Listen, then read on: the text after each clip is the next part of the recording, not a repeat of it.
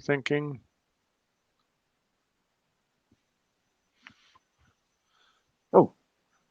Oh no. They got rid of it. They had a very clear announcement. Now they got it in favor of a little gray line. Oh, I got the clear Is that it, announcement Ken? over audio. Did anybody else? So did I. Yeah. I didn't get it. Strange. Okay. Okay. It is All the right. Anyway, 9th of January, 2022. This is WIKISPEED Stand-Up. Lauren, you want to start us off? Sure. It's Lawrence Salter, Gabriel Island, British Columbia, Canada. And last week, I mainly was still working on getting the LiDAR set up. I did watch a kind of interesting intro to LiDAR. And I also, the tip fell out of my solder. Luckily, it was over the soldering stand and just melted into the plastic of it. And so we're kind of troubleshooting that. I owe Michael a picture of because the tip I may have gotten the wrong size tip. It's kind of too small. And so we talked about that a little bit, and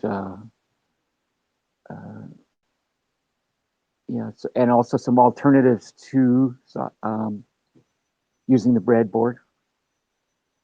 So that's pretty much it. And coming week, I am hoping to solve my problems with soldering, maybe order a larger soldering tip, and again, try and get the LiDAR working. And the red tape stuff, we're going to have to get after the government on it. So I'll do that. And let's see, blocks. Yeah, we're not set up well for snow here, so snow is melting. But at the moment, there's still it's what it's doing is blocking me from exercising. So today I got out for 5K for the first time in 10 days, which really puts me out of sorts. So that's the only block, or that's one block, anyway, the main block. And that's it for me. Okay, it's Michael Olchuk in Saskatoon, Canada. Last week we helped Lauren try and diagnose why his wires won't solder and the problem with the soldering iron. Looked through a couple more of the Ross videos, and I finally found one for Ross 2. It's not real great, so I don't think I'm going to pass it on. And I have to start again in terms of doing my sun catcher, getting the Raspberry Pi. No one tells you how to go into Linux and figure out your IP address and connect remote and that kind of stuff. They assume that you know that kind of stuff, so I'm trying to map it out and put it on a video to add to the existing tutorial videos so that the barrier for entry is a little lower. But anyway, did some stuff, nothing to show for it, basically. Next week, I'm hoping to make further progress, and no blocks besides not having time. That's about it for me. William, do you have anything on? Yeah, William Neal, London, Ontario, Canada. Earlier this week, I communicated by email with another member of our WIKISPEED team, Eric Poole, who's in the United States. I believe he's in Minnesota, if I recall correctly. He was interested in the Little Red Wagon and anticipated being able to join us sometime on the Little Red Wagon work. As I'm looking at the website here, when I just before the holidays, I was installing ROS, and it looks like the documentation is scattered across several versions. And I think already Michael was referring to that this evening. And then my own operating system is Pop OS, which is not a standard Ubuntu variant. And so there may be another layer of complexity there. So my question then is, which one are you using for the project? I know I could read this in the documentation, but it would be interesting to just get a quick feedback. Is it 1 or 2, or the second version of 2? Because they have Foxy Fitzroy and Galactic Jeshalone, and not sure which one you're using. I'm running Ubuntu 20, and I think it's ROS 1. Ross one, Noetic Ninjamis. Noetic, I think, is the correct one. Yeah. Okay. And there is actually a different version running on the Raspberry Pi. There's a pre-built image that you can download that's actually running Ubuntu 16. But Nice. because it's an image, I'm just using it as is. And in terms of communicating back and forth, it doesn't sound like there's any trouble with different versions of Linux talking to each other, just with messaging back and forth on Ethernet. So Okay. I don't expect any trouble on that one. Good. Okay, that'll just help me to point my efforts somewhere. So blocks are like usual time, and that's always the biggest challenge.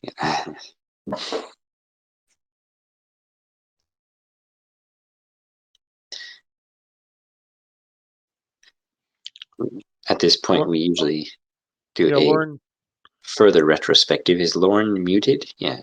Yeah, he is.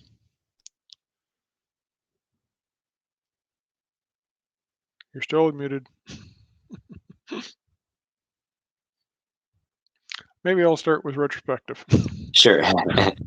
I'll give myself a 2 out of 10 because I did something this week. Going to go with 8 for the team. I'm going to go with 9 because we're actually recording stand-up. So we've got more than 2 people and we're recording stand-up. This is the first time in a while. And no suggestions for a what's that called? Process improvement. I don't have any suggestions for a process improvement. That's about it for me. Lauren, are you muted yet? Are you unmuted yet? Yes. I was just trying to. There we go. Yay! Clapping.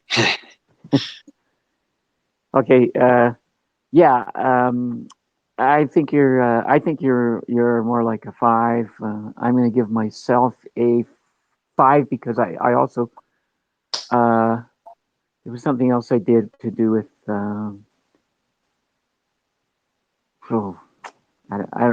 anyway, there was I'll remember, and I'll give the team a 9. I agree, and the process improvement. I wouldn't do one. I think we're doing well with focusing on this stand up and integrating the stand up, and so that's it for me. Great. I guess I'll give myself a 3. It would have been a 2, except that I wrote an email to encourage another member to join our team. So then I give myself a 3. The team gets 9 though, because we're continuing to meet. And I can feel the day when all I need is a stable schedule and one without unforeseen interruptions. And that should be sooner than later, I always hope, so that some more time can be devoted to this, because it definitely overlaps with my experience and interest in further educational activities and the like, and open source world activities. So process improvement, none to suggest at the moment. Okay, I guess that wraps it up for the scheduled stuff. We haven't had anybody else join for the book. Is there anything you need to cover on there yet? I think we're both under process with the book, which is Okay. Is there just any crosstalk then? Yeah, an interesting question. When you said, like, for example, you're making a video to talk about how to do the network connections on Linux, have you posted that somewhere? Is that also? No. What Okay. I'm trying to do is first of all get it working. It's helpful, and when you're giving instruction, to actually get it to work first. So what I'm doing, there's a couple of video tutorials that I like them. but Hmm.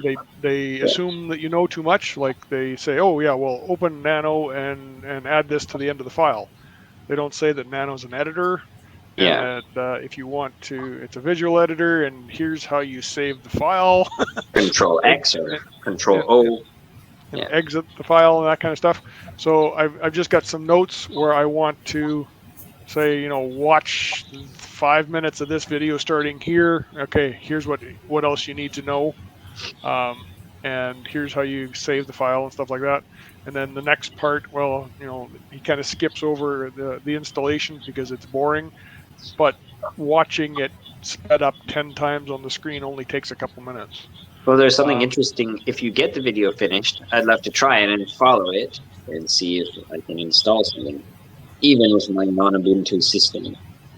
If that doesn't work, I have a Mint system here, which also may work. So either Mint or Pop OS should be able to get it going.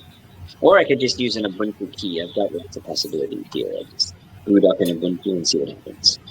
yeah, I Yeah, mean, go ahead, sorry. sorry, just wanted to mention I have some experience with Raspberry Pi and Oh, Raspbian, so cool. I don't know if I will be able to figure out the steps, but maybe I can help at some point. That would be good to just try for each of us to install it based on your instructions and to get us somewhere and say, oh, now several of us can do that. Well, So, yeah, and we've tried it on a couple of different systems, and like it's really tough to keep the documentation up to date, because as soon as there's another Linux rev or another ROS rev or whatever, things don't exactly look the same. sudo apt So update, sudo apt upgrade. We'll just keep on doing it. anyway, um, that's what I want to do. Is there's no point in doing the whole video. I would like to build off of other people's videos and give them um, credit for what they did. It's just I know that I'm not at a level where I can just take that and build on it. So I'm assuming other people will have trouble as well. Hmm. So Linux has these installers like there was the ones I use are apt, and there's another one called Snap, Mm-hmm. and they're supposed to keep everything in order when there's upgrades and automatically upgrade, or at least offer to upgrade them for you and do everything. So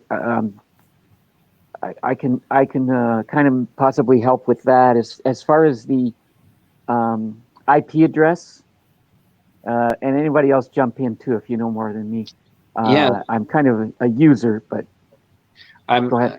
I've done enough to mess around with IP addresses and SSH. It sounds like also Kirill, so I'm sure we'd be glad to do like a little fun Yeah, command line sort of session to figure out stuff.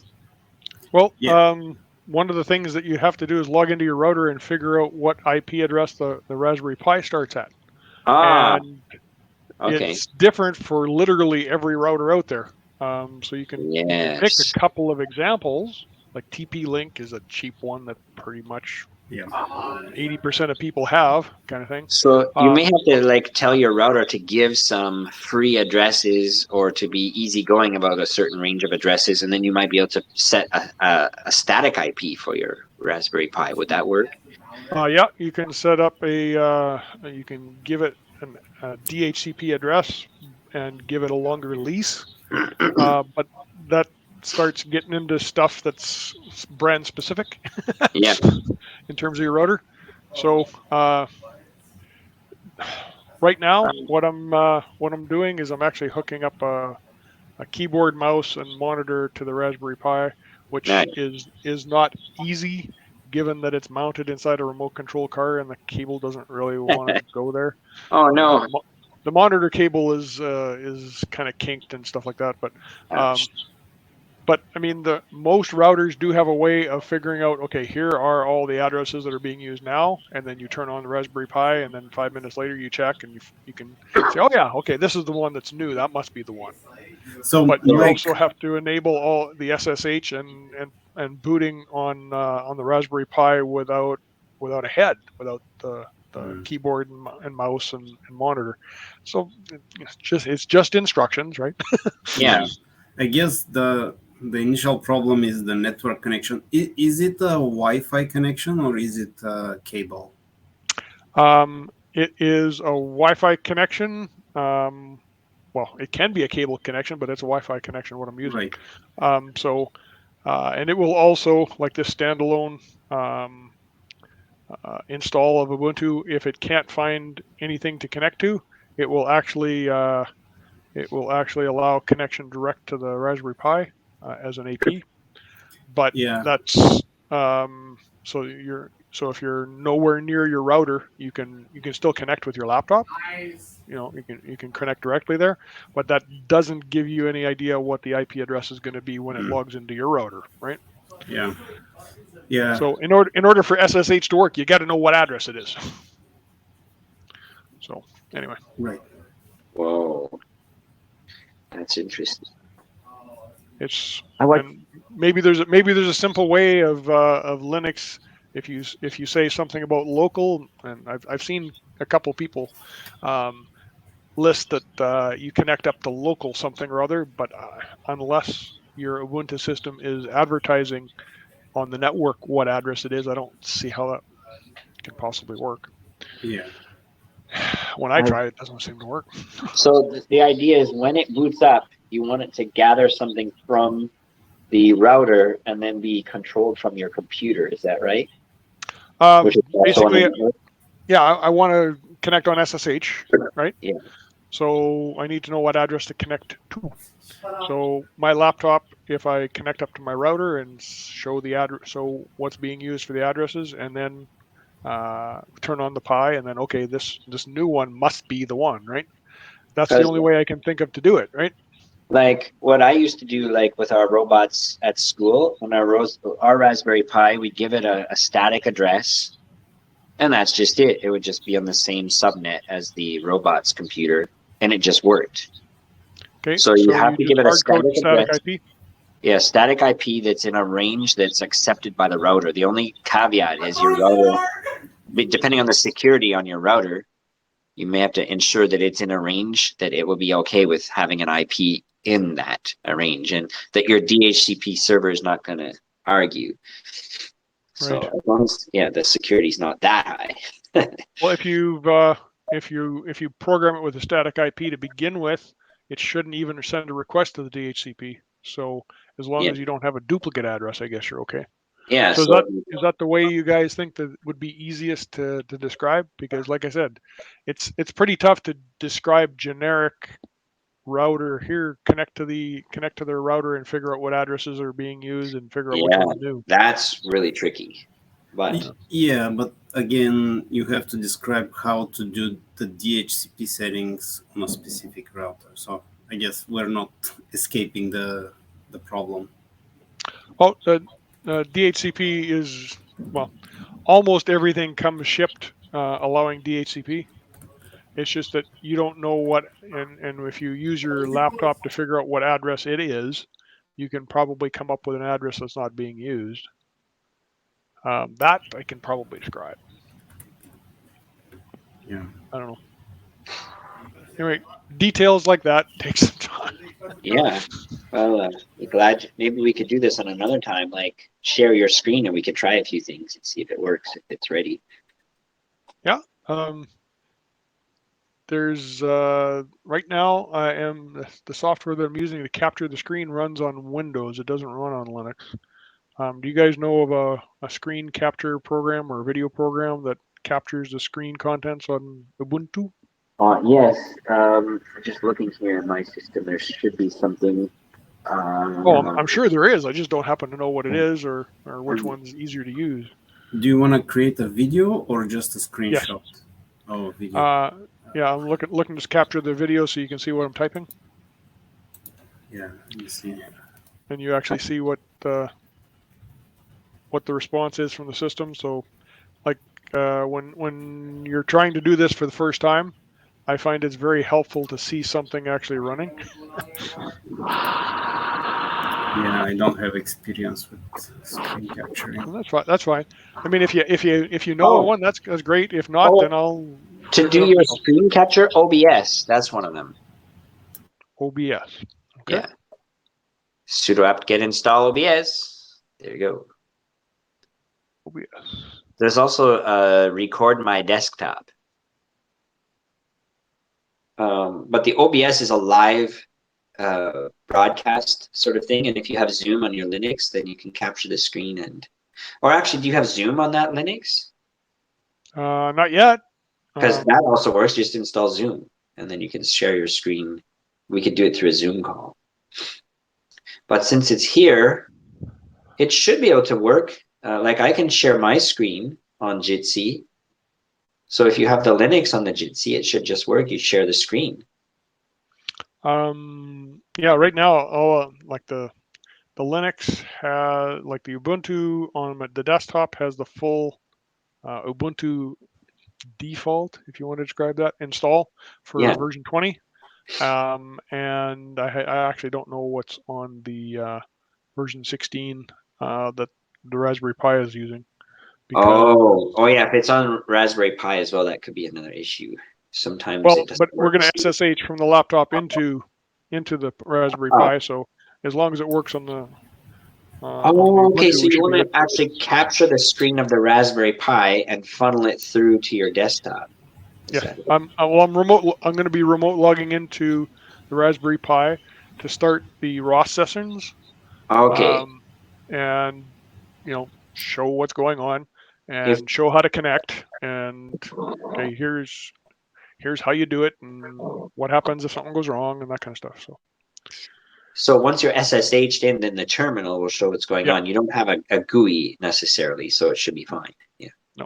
Okay. So I was going to say, on we sort of have a working session right now. It's Thursday. We just replaced where we had the stand-up. Oh yeah. And we mostly do it through Discord. We don't want to have a formal one. Yeah. So we took it off the calendar because it's too formal. But basically through Discord, we can kind of. My Thursday meetings have been running over. And as soon as one doesn't, I'll be very happy to join. It's just they are supposed to end at 9 and they're not. Oh.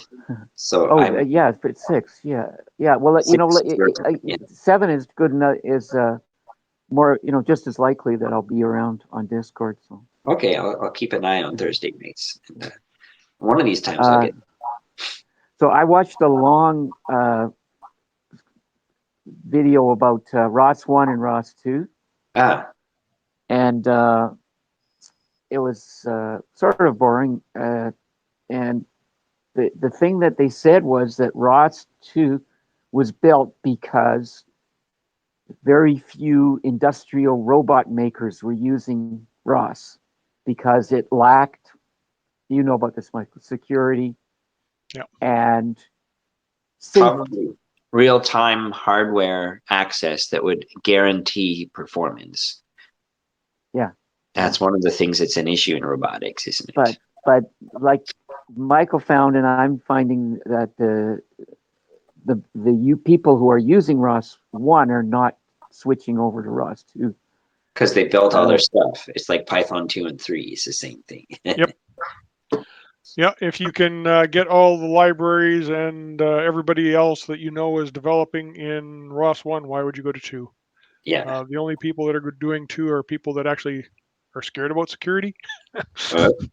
Or they're having trouble getting the performance out of ROS 1, right? Yeah. I guess go ahead. I guess if you're starting off your doctorate or your master's, you might as well start with ROS 2. Yeah. But if you're building on work by someone else and they've already done it in ROS 1. Okay. Well, that's all very good to know. And you guys are doing ROS 1 at the moment, right? We're doing ROS 1 just because all the demos are done in ROS 1. Okay. Well, maybe we can take a machete and hack our way a trail into ROS 2 sometime. Who knows? There is something called if we get it running in ROS 1, I have no trouble converting it to 2. I just have to figure out how to do it. Good. Okay. There's a thing called ROS Bridge. Oh. Which it was on that video, and he said it's for people converting. It's also for people who are our situation. They're working on a project that's in ROS 1, but they're new to ROS 2 or something. So, anyways, they said there's a thing called the ROS Bridge, and it sounds like we're not the only ones with this conundrum. So anyway, thank you very much. I have another meeting that's scheduled for now, and Okay. appreciate our time together. And really great to see everyone, Kirill, Michael, and Okay. Lauren. Oh, the recording? I guess you got to. I'll hit the You have stop. to turn off the.